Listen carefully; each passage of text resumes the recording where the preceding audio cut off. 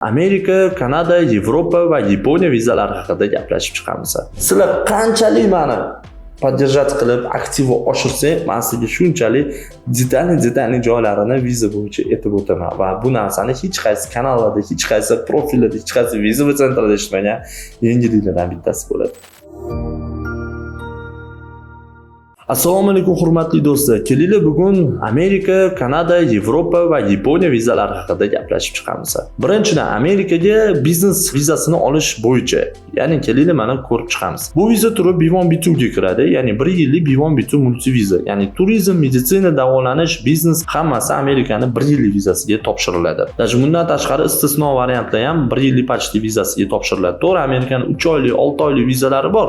Nu kamdan kam holatda o'zining programmasiga qarab, aslında hozirgi men aytayotgan vizalar bu 1 yilga kiriladi. Albatta bilasiz, hozir Amerikada investitsiya katta ketyapti. Ya'ni Janob Tramp butun biznesmenlarni Amerikaga yondashtiryapti. Ya'ni qanaqa ma'noda? 5 million dollar berasan, green cardta beraman deb. Albatta bundan tashqari katta biznesmenlar ham bor, to'g'ri Amerikaga chiqmagan, lekin biznesi bor, prosta borib ko'rib kelmoqchiman. Albatta siz biznes bo'yicha qilsangiz ham bo'ladi. Aytaylik, biznesingizda siz yoki rahbar, yoki tasdiqchi, yoki aytaylik xalqaro bo'lim, ya'ni bilasizlar, boshqa davlatlarga xalqaro bo'lim chiqadi. Xalqaro bo'lim boshlig'i qilib turib kirgizsangiz bo'ladi Amerika elchixonasiga. Va o'tga kirgizganingizda sizni biznesingizga qaragan holatda u yoqdan to'g'ri keladigan kompaniyadan taklifnoma chiqariladi va o'sha taklifnomani olgandan keyin Amerikanskiy elchixonaga, ya'ni Amerika elchixonasiga undan tashqari yana hujjatlar yig'iladi vizaga. Va o'shani topshirganingizda bu albatta suhbatingiz ham bo'ladi va suhbatda hamma mana qo'rqadi. Nima desammi, Ibrohim, nima qo'ysammikin deb.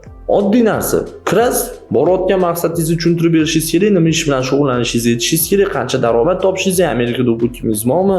Shu savollarga to'g'ri javob bersangiz, o'ylayman viza olish imkoniyatingiz o'sha yerda yaraladi va yuqori sifatda bo'ladi. Bunga anketa CS60 ham to'g'ri to'g'rish kerak, chunki anketada to'g'rizotganda o'zining punktlari bor. Bir xilda o'sha punktlarga odamlar qaramaydi va kerak bo'lsa viza istoriyasi bor, kerak bo'lsa globalniy firmalari bor odamlar atkaz olib chiqadi. Bu oddiy anketani xatosidan. Shuning uchun anketani ham e'tibor bilan to'g'rizinglar. Keyingi vizamiz bu green card haqida ham kelinglar aytib o'tib ketamiz. Green card.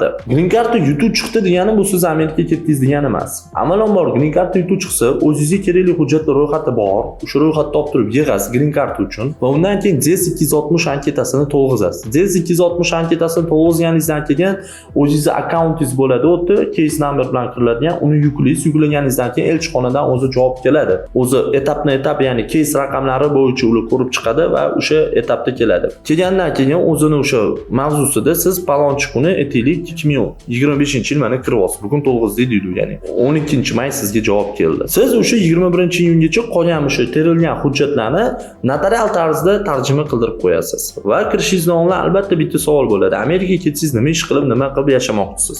Ko'pchilik bunga aytadi, "Voy, ish qilishim yetmasam, shu screen kartada вот именно ish qilishingizni aytishingiz kerak, chunki konsul ham biladi-ku, что siz Amerikanskiy elchixonaga kirganingizda green karta bilan siz 10 yil yashab ishlashga ketyapsiz. Bu shunaqa programma. Shuning uchun nima ish qilishingizdan qat'iy nazar aytishga uyalmang. O'sha narsani aytish kerak. Ko'pchiliklar aytmaydi, "Yo, aylanib kelmoqchiman" deydi bir xilda. Unaqa holatda konsul отказ urishi ham mumkin, shuni ham biling. Va hujjatlaringizni to'g'ri yig'ib kirishda ham adashmang. Hujjatlaringizni notarialniy перевод qilganda o'sha qilingan hujjatlarni hamma notarialniy переводga yoniga asl nusxasini ham qo'shib olib kirasiz. Ya'ni tarjimalari bo'ladi notarial переводda va asl nusxasi. Shuni ham unutmang va suhbatga yaxshi tayyorlaning. Kelinglar endi 3-Amerikani vizasi, bu meditsina viza bilan gaplashamiz. Albatta meditsina Amerikada juda rivojlangan davlatlardan biri. Shuni hisobga olgan holatda men bir narsani aytmoqchiman. Amerikaga kasal bo'lib borayotganingizda sizlarni shamollash, oddiy bog'liqlar bilan kirish mumkin emas. Nimaga endi buni to'g'ri tushuninglar, что buni O'zbekistonda ham davosini topsa bo'ladi.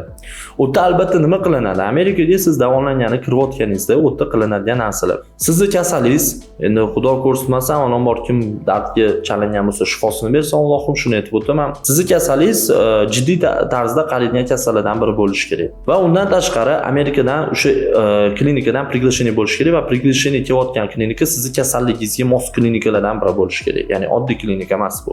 Undan tashqari siz agar betob, ya'ni bemorsiz bo'lsangiz, o'zingizni ota-onangizni yoki tug'ishgan akalaringizni, opalaringizni soprovождающий qilib olsangiz bo'ladi. No, bu o'rtog'im, qarindoshim, 3-o'sha oilani odami bu unga kirmaydi. Shuni hisobga oling. Va shu holatda soprovождающий bilan, ya'ni sizni kuzatuvchi bilan o'zingiz ham bemor birga topshirib, o'sha klinikani hamma hujjatlarini ko'rsatib va albatta bu narsasini aytib o'tirmayman, no ozgincha aytadi-yu, qizig'ini qoldiraman.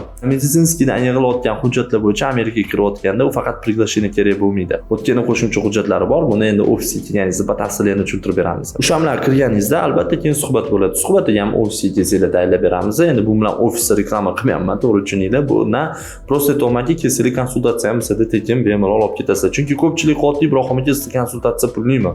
Men bitta kompaniyaga qildim, soati $50 ekan.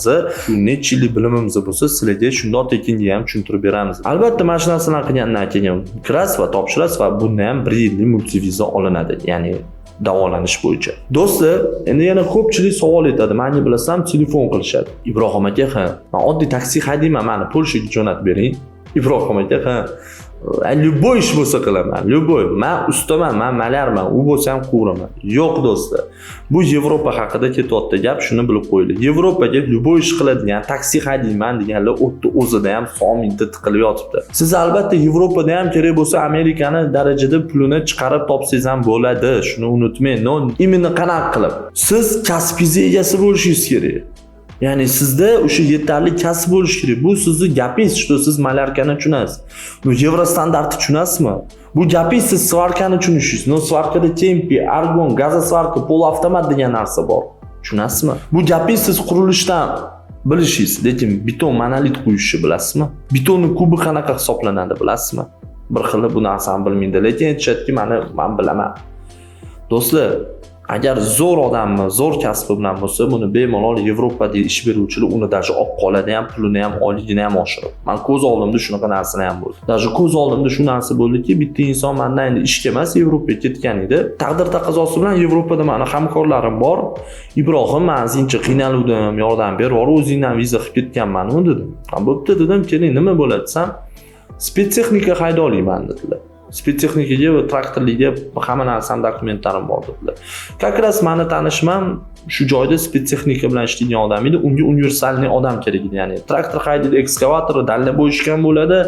Kerak bo'lsa, pogruzchikam bo'ladi. Ya'ni pogruzchika mashina haydab yuradi, karalarni.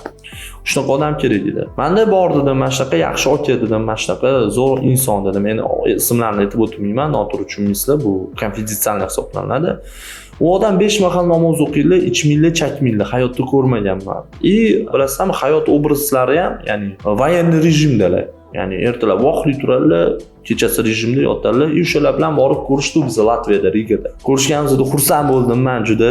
Men bu inson hurmat qilaman. Ko'rganimdan rosa gaplashamiz. Shuning uchun jonlari sog' bo'lsa, umrlari uzoq bo'lsa, nima bo'ldi desam, menga mashina berdi dedilar. Qanaqa mashina desam, har kuni polniy bak qilib beradi, uyimga borib kelib yurishimga mashina ham berib qo'ydi dedilar. Mana ko'ryapsizlarmi, Yevropaysda qanaqa sizlarni mehnatinglarni qadriga yetadi, qadrlaydi. Shuning uchun qanaqadir, "Kevol Mamutda bo'lar ekan, kevol unaqa bo'lasan, remontchik bo'lasan, любой визовый centrlar bor, bilsangiz bilmasangiz gaplashtirib, sizni ish bilan ta'minlaymiz deydi-da, zo'r ish deydi-da, borsangiz boshqacha bo'lib chiqadi." Bu nimaga? Bir narsani bilinglar. To'g'ri odamlar bor, menga vizasini o'zi bitsa bo'ldi, borasan bo'ldi, yo yo'limni topib ketaman deganlar bor. Ularga bunaqa savol javob yo'q, chunki ular o'zi o'zining plani bor. Lekin borib ish topib, ish topib ber, ishlashim kerak degan insonlarga bu yerda sizlarga maslahatim kasb o'rganinglar. Va shu holatda bilsanglar, men yana bitta reklama qilib o'taman. Bizani migratsiya agentligi bilan hamkorlikda o'qishimiz bor, kasbga tayyorlash va bizani o'qishimizni bitirganingizda nima plus taraflari bor. Biz sizga ish beruvchidan yordam beramiz. Ikkinchidan, sizni kasbga tayyorlab professional darsda polniy sizni izuchat qilib rus tiligacha darajada o'rgatib chiqamiz. Va uchinchidan, xalqaro toifadagi sertifikat o'tadigan qilib beramiz. Va siz bu sertifikatlarni faqat Yevropa, balki Amerika, Kanadaga ham bemalol topshirsangiz bo'ladi. Shuning uchun do'stlar, bu narsadan foydalanib qolinglar. Bizda hozir elektrika va svarshi kasblar bor, 25 tadan odam yig'ilyapti, 15 tadan hozir joy qoldi. Shuni ham hisobga olib qo'yinglar iltimos. Va undan tashqari o'sha narsani bilib borganingizda sizlarga oson bo'ladi, chunki bizani o'qishda psixologik dars ham olib boriladi. Yevropada inson qanaqa tutish kerak, qanaqa bizani mentalitetga to'g'ri keladigan, ularning mentalitetida noto'g'ri, ularga to'g'ri keladigan bizga noto'g'ri. Shunaqa vaziyatlarda qanaqa o'zini odam tutish kerak, hammasini tushuntirib beramiz. Va hozirgi kursimiz 3 oylik hisoblanyapti. Shuning uchun Yevropaga ishlagani bormoqchimisiz? Значит, kasbga ega bo'lib boring va yaxshigina daromad topsangiz bo'ladi. Hurmatli do'stlar, endi Kanada haqida o'tamiz. Kanadaga viza olmoqchiman ko'pchilik dedi, lekin отказ berib qo'ysa-chi? Откaz bo'lib qolsa-chi nima qilaman? Avvalambor do'stlar bir narsani bilinglar. Откaz xohlagan posolstvodan olish mumkin. Xohlagan posolstvingizdan. Lekin bu откaz o'ylasangiz siz topshirmang unda. Nima qilasiz topshirib? Откaz o'ylamasangiz unda topshiring. Bu nima degani gap? Mashina haydamoqchisizlar, to'g'rimi? Mashina olmoqchisizlar. Mashinada o'ylaylar, sizlar mashinani avariya qilaman deb o'ylamaysizlar o'tganda. Avariya qilishni o'ylasanglar bu hayotda risk. Ya'ni hayotimizning o'zi hech kim sug'urtalanmagan bu hayotda. Ertaga bormiz ham, yo'qmiz ham biz sujamizni Xudo biladi. Shuning uchun harakat qilmoqchimisiz? Hech kim eshitmasdan turib harakat qilish kerak. No, e'tibor beradigan joylar bor. Mana shu sizga katta mendan yordamim bo'ladi. Siz hozir meni ko'rib turibsizmi? Bitta like, komment, podpiskani ayamang YouTube kanalimni rivojlantirishga. Arzimagan ish, lekin mendan sizga kerakli maslahat. Qaranglar, anketani to'ldirayotganda Kanadada ko'pchilik ChatGPT orqali plan poyezdka, ya'ni borish sayohat planini o'sha ChatGPT orqali to'ldiradi. Sizlar o'ylaysiz, konsul bilmaydimi buni deb? Albatta biladi, chunki nimaga? ChatGPT hammaga bir xil mavzuda yozib beradi va uni yozayotgan pochirki bir-biriga o'xshash bo'ladi. Ya'ni qo'l yozmasi o'xshaydi bir-birinikiga. Siz eng g'alami joyi mana shundan bo'ladi. Siz o'zingizni qo'lingiz bilan o'zingiz boradigan joylaringizni, biladigan joylaringizni bilib kirgizishingiz kerak insoniyatning psixologiyasi bo'yicha, ya'ni robotnik emas. Bu narsaga e'tibor beriladi. Undan keyin hamma kerakli hujjatlarni hammasini kerak paytida to'g'rilab, periodlarni qilib, как положено topshirishingiz kerak. Ko'pchilik aytadi, viza istoriya bilan ketdingmi? Viza istoriyasimi? Menda hayotimda praktikada mana oxirgi viza olgan odam bu Dubayda oddiy ofitsiant bo'lib ishlaydigan inson oldilar. Oddiy ofitsiant tasavvur qiling, Dubayda ishlaydi, viza istoriya yo'q. Lekin shu narsani qo'llanuvdik, albatta viza chiqdi. No bu degani bu hammada chiqadi degani emas, albatta konsullik fikriga ham bog'liq. No viza olish imkoniyatida atkazingizni minimallashtiradigan va viza olishingizni maksimal qiladigan narsani bitta joyini kurchokini aytib o'tdim. Shu narsani inobatga oling. Va eng oxirgisi, ko'pchilik so'raydi, Ibrohim shuncha viza istoriya qilasan, shuncha hamma davlatga hammaga yordam berasan, o'zing qaysi davlatda borib dam olgan bo'lasan? Men albatta Yaponiya vizasini aytib o'taman. Grant viza Yaponiya vizasiga ham yordam beradi, buni bilasizlar. Yaponiya vizasining nimasi qulaylik? Konsulskiy sbori yo'q, ya'ni elchixona to'lovi yo'q va undan keyin viza olsangiz 3 oylik va 3 oy ichida 15 kun borib kelishingizga ruxsat beradi. Va Yaponiya bilasizlar, bu juda rivojlangan davlat va o'tga borib odam har bir insonni menimcha ko'pchilikning orzusi bo'lsa kerak aylanishi.